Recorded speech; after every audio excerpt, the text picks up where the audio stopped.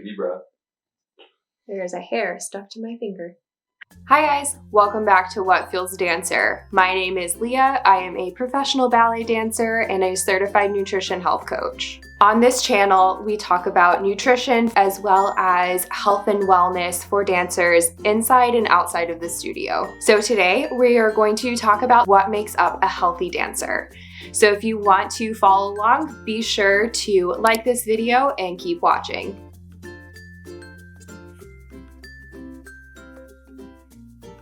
So obviously, right off the bat, nutrition is really important. Food is what gives us sustenance, not only through calories, which provide us with the energy that we need to get through a long day of dance, but it also has macro and micronutrients that help to support our body's many functions. I am an advocate for intuitive eating, which recognizes that each individual dancer and student has different nutritional needs and preferences when it comes to food. We build our own foodscape by taking basic nutritional information and applying it to our own bodies and our own circumstances so that we can fuel our bodies in the best possible way. Obviously, on this channel, we will focus on nutrition quite a bit, but food isn't the only thing that contributes to the overall health of a dancer. Taking care of your mental and emotional well-being, finding joy, having supportive relationships, having creative and educational outlets, rest, recovery, and sleep are all important elements of a healthy dancer. Each of these is going to look different for every dancer, not only in terms of what helps you to fulfill each of these areas, but the time that you need to spend on each area. Some of these areas might come naturally to you, but others might be kind of uncomfortable to pursue, so let's break them all down. I like to distinguish sleep and rest as two separate things, because you also do need to find physical and mental rest when you are still awake. Most dancers can see why sleep is important for our health. Not only does it help to repair physical bodies and decrease our injury susceptibility, it helps with our memory function, it helps for our hormones to function regularly, and it just helps put us in a good mood. Some factors for sleep health include things like trying to get a regular 7 to 8 hours of sleep a night, going to bed and waking up at the same time each day, turning off phones and other electronic devices several hours before you try and go to sleep, making sure that your room is dark and comfortable to sleep in, using your bed only for sleep and not for things such as looking at your phone or just lounging or eating, and just in general, establishing a healthy nighttime routine.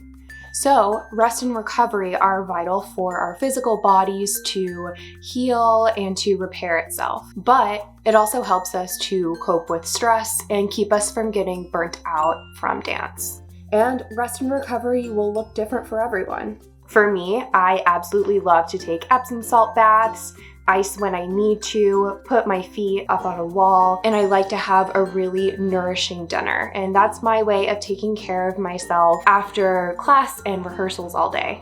But it's also good to take a complete physical and mental break from dance that allows our bodies to truly rest. Ballet is really highly achieving, so that encourages us to have a lot of determination and hard work, but it can also lead to perfectionism and can be highly stressful and anxiety provoking. So this break helps us to get out of this really intense environment and lets our physical bodies and our minds kind of slow down, rest and relax so that we're ready to go back into the studio completely refreshed. Cross-training is really important for a lot of dancers to make sure that they keep their bodies strong outside of the studio and to work on any weaknesses that they have in their technique. It's also a really personal choice of what works best for your body. So it can be anything like yoga and Pilates, cardio work to strengthen your heart and lungs, body weight, or weightlifting. But it's so important to remember to not overdo any sort of physical activity. Our bodies are already going through so much inside of the studio that to wear ourselves out is very counterproductive. Cross-training can really help increase our strength inside of the studio and work on any weaknesses that we have, but it can also really break us down and get us to a place where we're burnt out if we overdo it. So it's really important to work smart. Proper form and exercising is really vital for our muscles and joints to keep from getting overused and to avoid injury. Again, it's really important to listen to your body, and if it needs a break, then make sure to honor that. If you have access to a personal trainer or to a physical therapist, they are really great at letting you know proper form and how to work out efficiently and effectively. If dance is taken away for any reason due to an injury or we just have a break in the season, it might feel like the only purpose that we have in our lives has been taken away. So it is so important for us as dancers to find other creative and educational outlets outside of dance. So for some, that might mean continuing your education or learning a new hobby. It's so important for you to find things that you love. So for me, I love to do things such as hiking, baking, especially anything that has to do with chocolate, and spending time with friends and family. Life experience helps us to approach dance in different ways. It helps to build our artistry on stage and increase our motivation and inspiration outside of dance. Lastly, having friends and family in our lives who not only support us in our dreams as a dancer, but also support our overall health and happiness as a person is vitally important. Having people in our lives that we can talk to whenever we are frustrated or feeling down on ourselves, and having other dancers around us that we can connect to and experience the same things with helps us to not feel alone in our circumstances.